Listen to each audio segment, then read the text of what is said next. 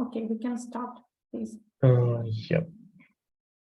So today, the lecture topic is object-oriented programming in Solidity.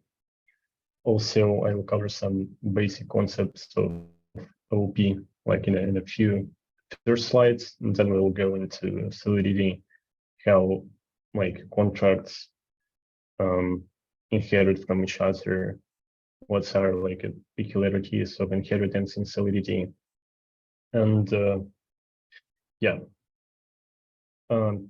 You will also have a practical task, which is connected to inheritance, and not everything that I will mention in the lecture. So you will have to like check the documentation to correctly solve the upcoming task. So yeah, I won't like tell you everything. So you'll have to do it like a tiny research yourself. Okay, so what is OOP in the first place? So object-oriented programming, OOP, is a programming paradigm based on the concept of objects, which can contain data and code. Data is in the form of attributes or properties, and the code in the form of procedures or methods.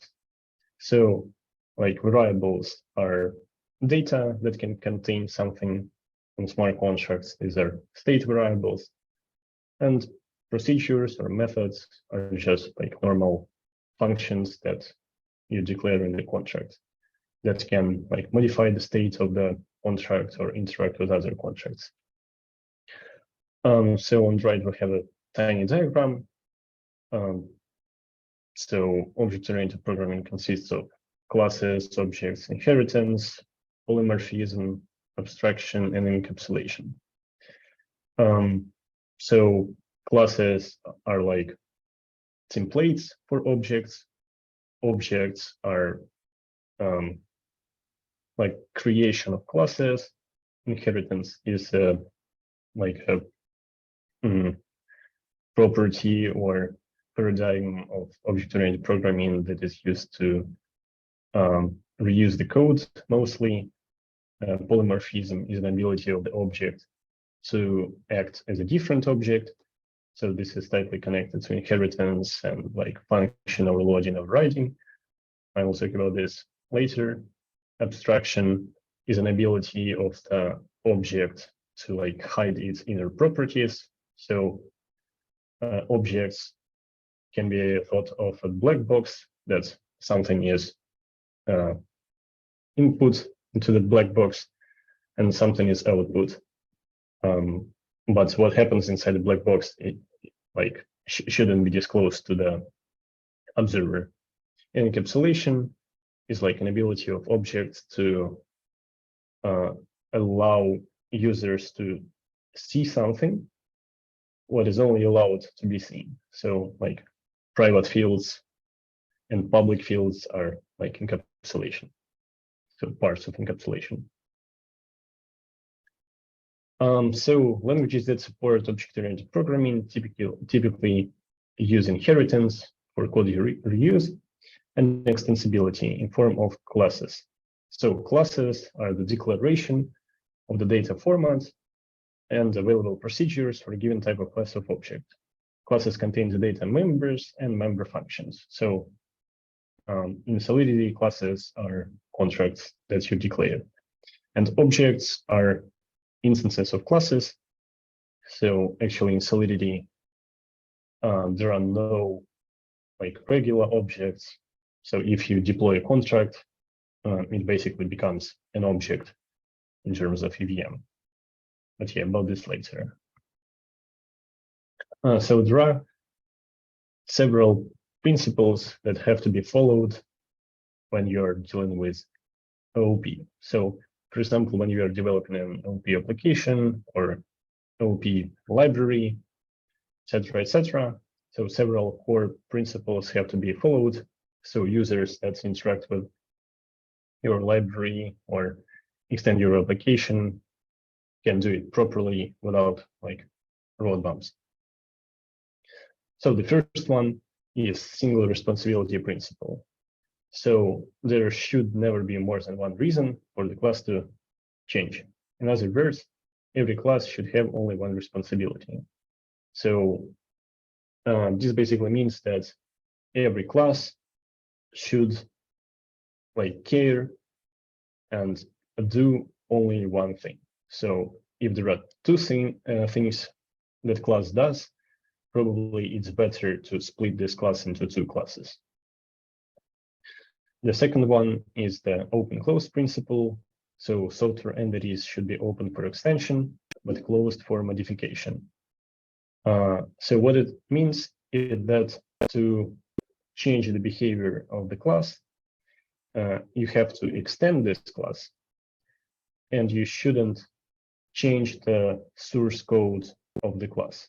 So if you want to modify it, you have to extend it, add something to it, etc., etc. But you shouldn't go into the actual implementation of the class to change its behavior. The third principle is Barbara-Liskov substitution principle. So it basically means that if there is something that uses the base class to work with this class, this something shouldn't distinguish if the class it works with is the actual base class or if it is a derived class. So what it means is that if you're deriving from the base class, and let's say there is a function that accepts only even numbers, then this function should only accept even numbers. But for example, the base class accepts only even numbers, but if you extend it and derived class accepts only numbers divisible by 6, this is a problem. Because if the derived class is used instead of the base class and you pass number 4, then something bad happens, and this shouldn't happen. So instead, the derived class should work with all even numbers, or it may extend this field, and accept every possible number. But still, it has to work transparently for the class that uses this base class.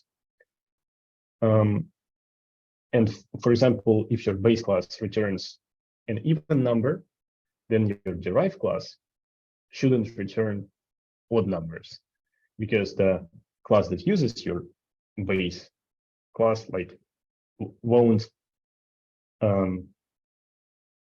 work with odd numbers, because it only it only accepts base numbers, So this Liskov substitution principle, it may be quite complex to explain verbally. So you can just Google it and try to understand by reading the examples that this principle provides. The fourth one is interface segregation. So this means that clients shouldn't be forced to depend upon interfaces that they don't use. You basic, if you're trying to use something, you shouldn't be forced to use something else with the first thing. And dependency inversion principle, dependent abstractions, non-concretions. So what it means is high-level concepts should depend on high-level concepts, and low-level concepts shouldn't depend on high-level concepts. In other words, this basically means that you have to use object-oriented interfaces instead of object-oriented low-level classes, whatever. So if you're integrating with something, it's better to use interfaces than using something low-level.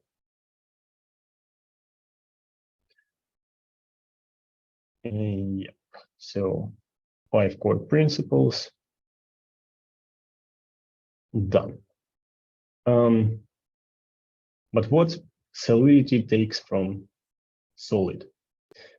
Despite the fact that Solid and Solidity start with like the same prefix, yeah. Actually, Solidity doesn't have classes, but it has contracts. Also, there are no objects to work with, but every deployed contract on chain can be sort of an object. Then, what smart contracts do, like if you define a contract in Solidity terms, what this definition does is that it just defines the ABI encoding and decoding interface to interact with other contracts. We'll have an example later, so this should be understood. Also, which is really important, there is no object class coupling. So there is a type system built into the like Solidity compiler, so it understands like inheritance. It understands that this contract is a part of like contract hierarchy, yeah. But there is no coupling between objects and classes. So you can use any contract declaration to represent any deployed contract. What is required is if you are calling this deployed contract, your ABI interface, so your ABI encoding has to match. Because when you're deploying a contract, you're basically saying that there are several functions, and in order to call those functions, the data has to be specifically encoded. If the data is wrong encoded, then execution reverse. And contract declaration basically defines how to ABI encode the data, so your deployed contract can further decode it and execute a function. But like object and class coupling doesn't define that in order to use the specific contract, you have to use a specific interface. You can use like arbitrary interface, but the actual function has to match.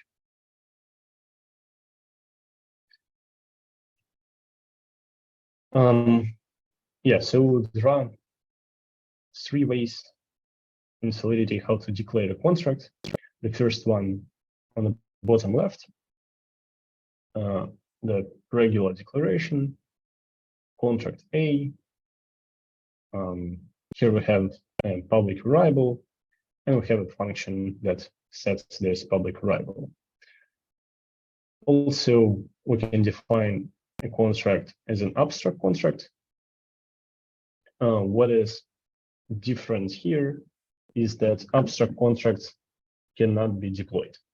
So these contracts are like regular contracts, but they can have functions that are defined but not implemented. So here is our function set A is defined. It is declared as virtual, but there is no body of this function. We can have like regular functions that are properly defined, implemented. You can have variables, but you can also have those functions without a body. And so to deploy this contract, you have to extend it, so inherit from it, and define what is missing. Otherwise, your extended contract will also be abstract. And there is a third way of contracts declaration. It is through interface. So actually, third way is not a contract declaration. It is only a declaration of like publicly available functions. So interfaces can't have state variables, interfaces can't have modifiers declared, interfaces can't extend from contracts, and interfaces can't have functions with bodies defined. They can only define external functions. So define the function signature and define what those functions return. Those functions are virtual by default, so no virtual modifier is needed. Also, those functions can declare structs, can declare enums, or interfaces or custom errors. And when you inherit from those interfaces, everything that is declared will be inherited. So you'll have to implement the functions that are declared in this interface.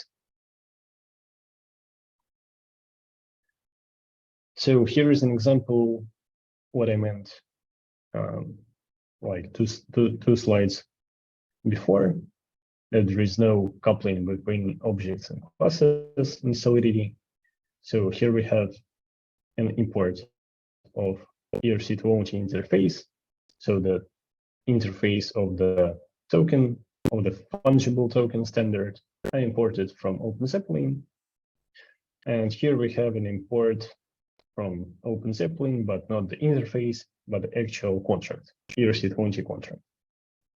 Also, I declare my own interface, name it my ERC20, and define two functions here, the transfer function and balance of function.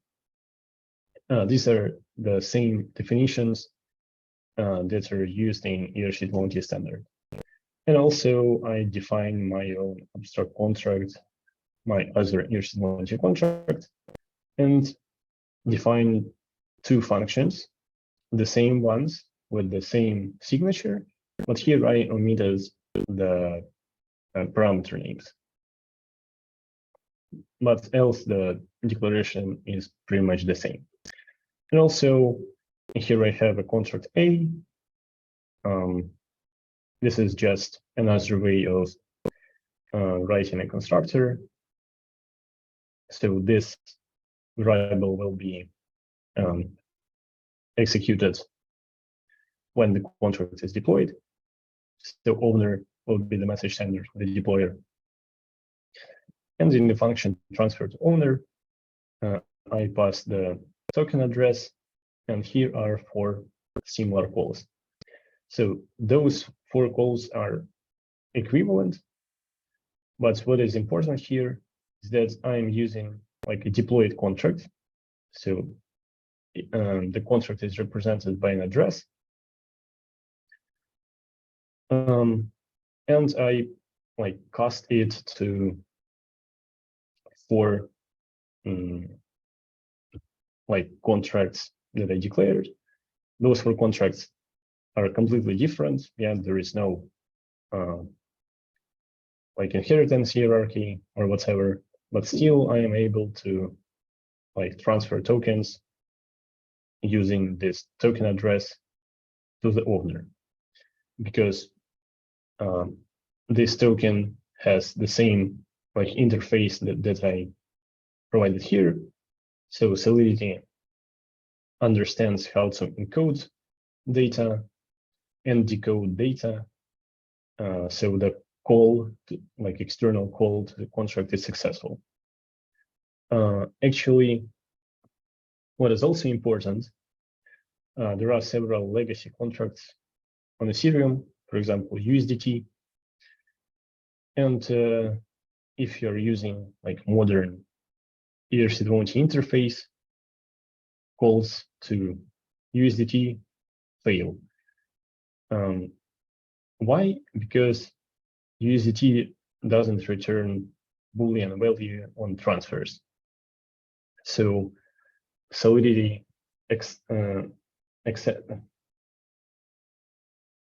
like Solidity tries to get the Boolean results of the call. So it expects the data to be present in the return data field. But USDT returns nothing. So Solidity tries to read what is present there. So there is nothing there, and the call reverse. So it is really important to understand those tiny bits, and using actually transfers and transfer from directly on contract is like discouraged if you're like accepting arbitrary tokens. If it is your token and you know its code, then it's fine. But if you're accepting arbitrary tokens, it's better to use OpenZeppelin safe transfer library. Yeah, so it's like a bit off topic, but the important thing is, yeah, contracts as they are define how data should be encoded, ABI encoded, so other contracts are able to interact with other contracts, and also decoded.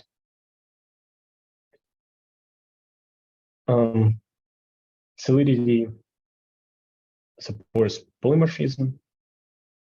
So even though there are no traditional classes, Solidity supports contract inheritance, function overloading, and function overriding. So these are three types of polymorphism. The first one, the simplest one, is function overloading.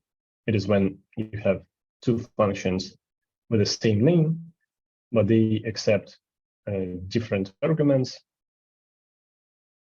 And yeah, this is called function overloading. So how Solidity manages that?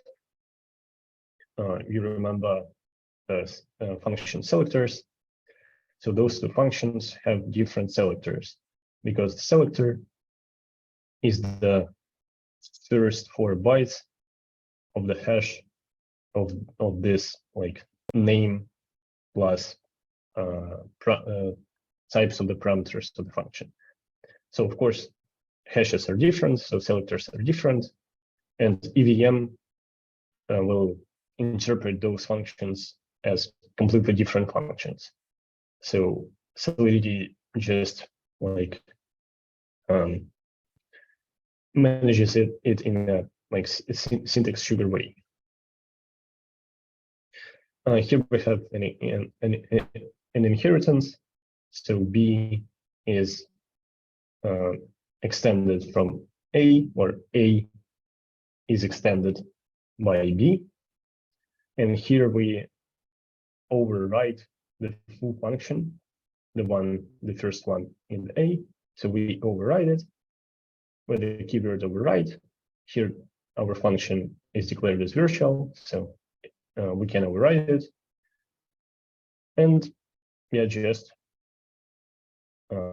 return different address. So here we return address 1, here we return address 2.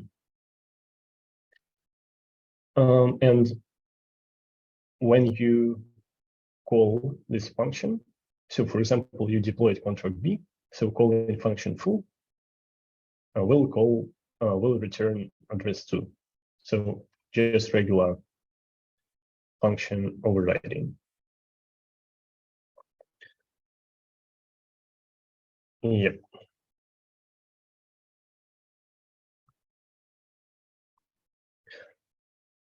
What is cool about Solidity is that it supports multiple inheritance.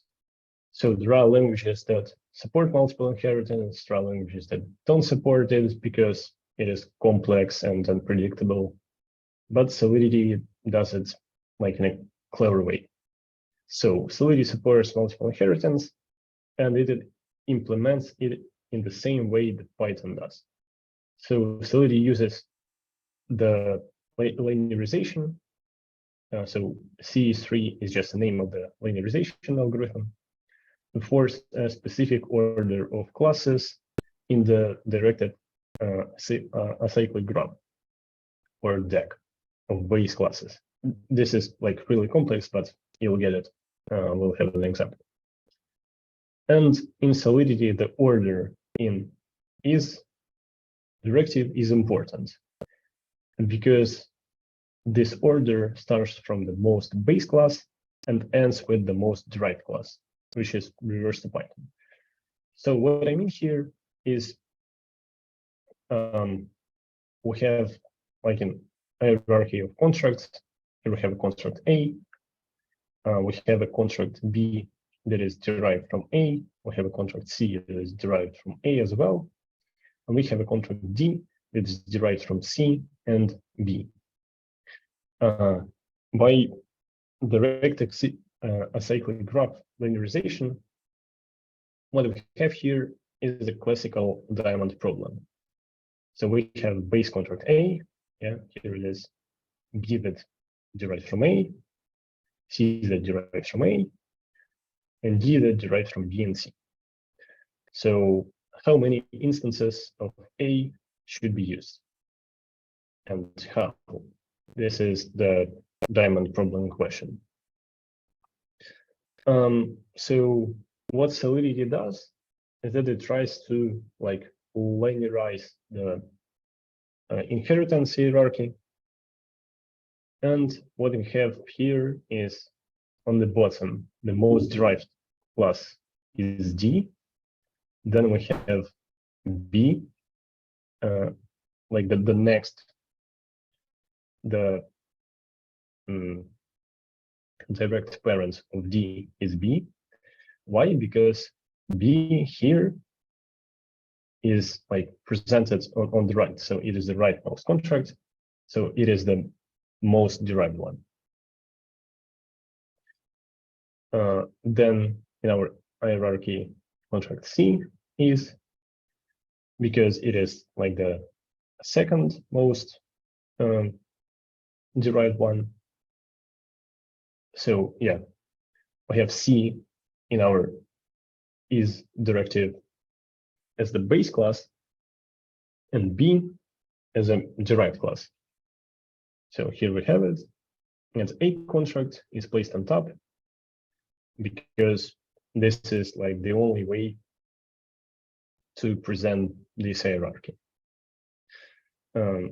Solidity compiler will fail to will fail to compile constructs if this construct like doing something wrong and trying to extend from constructs that is impossible to linearize.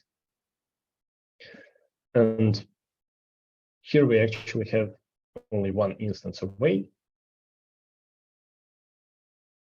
and the order of which C and B contracts are written here is very important, because if it was written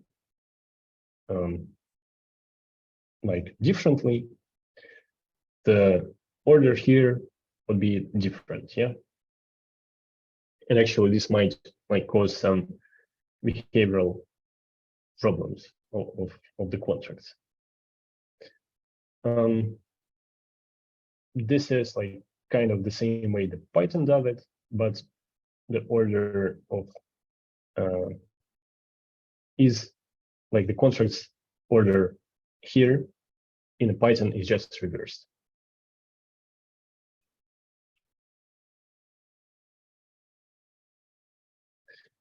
Yeah.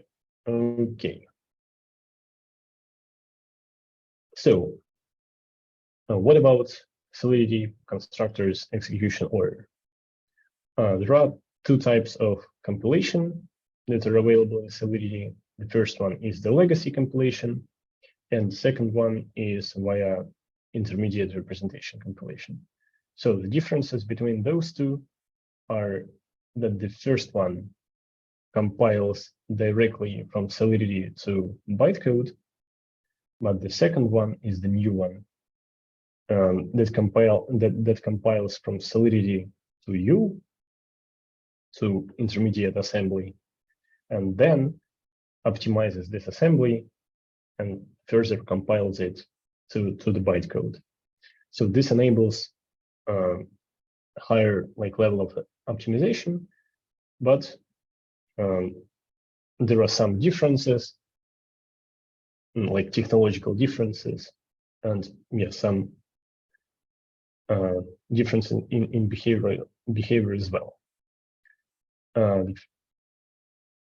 Probably one of the biggest differences between those compilations is the order of constructor execution. So in legacy compilation, we first linearize our hierarchy, and then we evaluate the variables from top to bottom. So these are the variables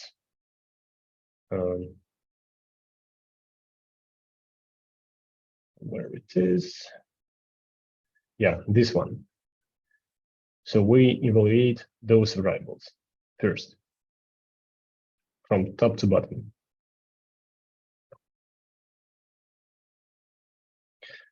And when every variable is evaluated, then we call constructors from top to bottom. And those constructors will take the values of the variables after the evaluation of those variables. And if you are compiling via IR, then variables evaluation and constructor execution is done how to say it, so together. So basically compiler evaluates the topmost variables of the variables of the topmost contract from your hierarchy, then executes its constructor. Then it goes to the next contract, evaluates its arguments, its variables, then executes its constructor, and etc., etc., etc. So here we have two passes of this hierarchy. So first variables, then constructors. And here we have variables plus constructors. So only one pass, and execution done for variables and constructors immediately. And this might also bring problems. So yeah, just be careful and check the documentation. There are several examples with modifiers that the execution of modifiers is different, and also some obscure cases that probably no one uses, but still, if you're curious, yeah, go check it.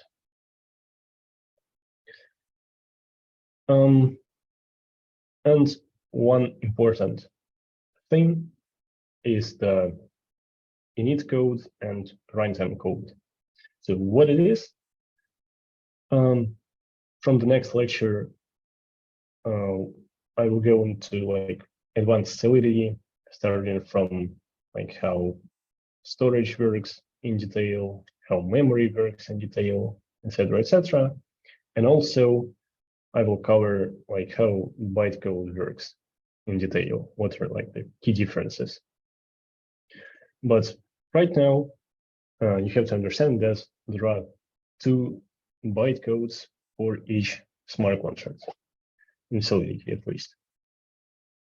The first bytecode called init code, and this is the contract's bytecode after its compilation, including the ABI encoded constructor arguments.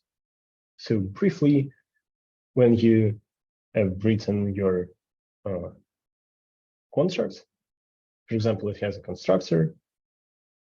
Actually, every contract has a constructor, but if it is not explicitly declared, it is just there without arguments, but it is still there.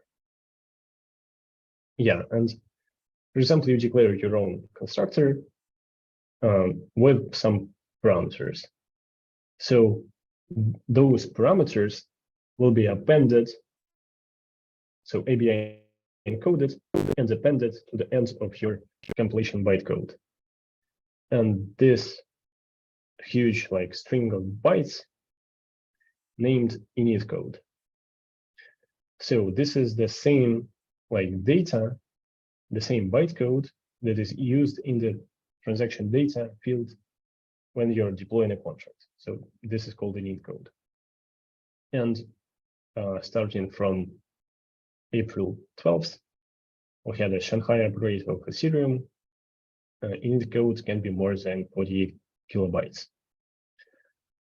Before Shanghai, there was no limitation on that, but right now it is like a new limitation. So you can't deploy contracts that have more than 48 kilobytes of init code, which includes the ABI encoded constructor arguments. So right now, if your constructor accepts like, 30 complex arguments, whatever, probably Ethereum won't accept those contracts due to this limitation. And runtime code is the bytecode of the contract after its deployment and after execution of the constructor. And runtime code can be more than 24 kilobytes, which was like added long ago. And yeah, it is like a sore point of developers if they are like building contracts that need to handle a lot of logic.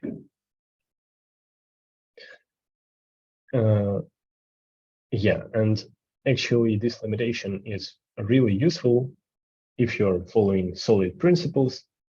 Then you have to understand that a smart contract, like the first principle is single responsibility principle. So probably your single responsibility shouldn't be more than 24 kilobytes like long. Yeah. So if it is, then probably you have to split this logic into more contracts. But yeah, there are cases when it is just impossible to split the contract, and this limitation is like questionable. Yeah, but the runtime code is the bytecode after the constructor execution. So what constructor can do is, for example, evaluate immutables, and immutables are evaluated during deployment and then like placed directly into the bytecode. So this will be represented in the runtime code. Also, there are like contracts that you can build that depend on other deployed contracts. So for example, in the constructor, you can like call another contract, take something and do something with it. And this might change the bytecode somehow. This will also be reflected after the contract's execution, and like etc. etc. So those two differences have to be understood. Yeah. But I will talk about them like in upcoming lectures, probably like 2-3 lectures forward.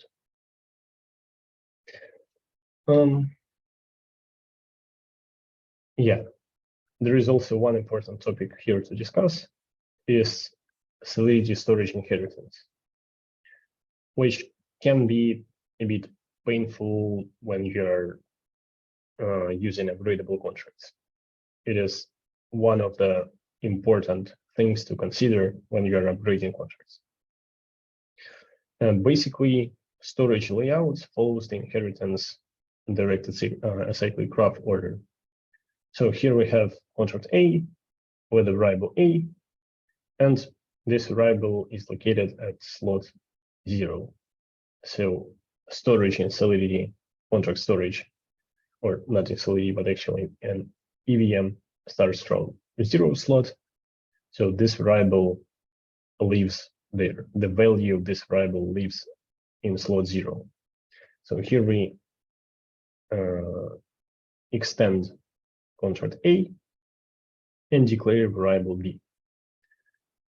And this variable lives in slot 1 because A lives in slot 0.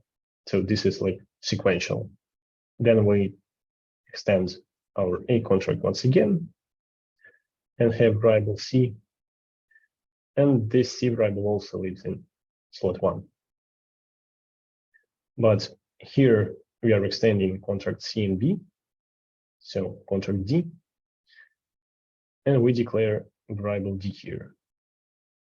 So this variable will have slot 3, because in our inheritance hierarchy, we have 3 contracts, BCA, and B goes into slot 2, because it is like the most derived one. Then C variable goes into slot 1 because it is declared as the most base contract, and A, it is the parent of C and B, which is like the topmost contracts of our hierarchy. And for example, you want to upgrade this contract. Also, we'll have a lecture of proxy contracts. So I will talk about upgradability issues. But here, what is important is that if you're upgrading this contract, you have to double check that your inheritance isn't changed and nothing is added into the inheritance contracts. There are several exceptions. For example, if your inheritance contract doesn't use storage, then everything is fine. Or, for example, in OpenZeppelin, they use a trick is that they define a certain gap in the contract. So, for example, 50 elements, like static array of 50 elements, and they just declare it, but nothing is written there. It's just empty. But the declaration of static array occupies some slots, and the inheritance slot will start after this like static array. So they can like shrink this array and add more slots, and they are sure that they are empty and not used. So using OpenZeppelin, you're pretty much safe if you're upgrading your OpenZeppelin version, because they consider the upgradability issues in their contracts. But if you're developing your own library, or if you are like developing an upgradable application, you have to consider that upgrading contracts is really tricky, and following and understanding how storage and slots work is pretty much essential. So yeah, just triple check that nothing is broken. So actually this is it. Today we have like a tiny short lecture. Yeah, if you have any questions, please ask. You will get your practical task pretty much after the lecture, like maybe half an hour. We have a question with them. Yeah, it is related to the practical task. So if you have any questions about this lecture, please ask, and we'll stop the recording and I'll answer the practical task question. Okay, I'm stop recording.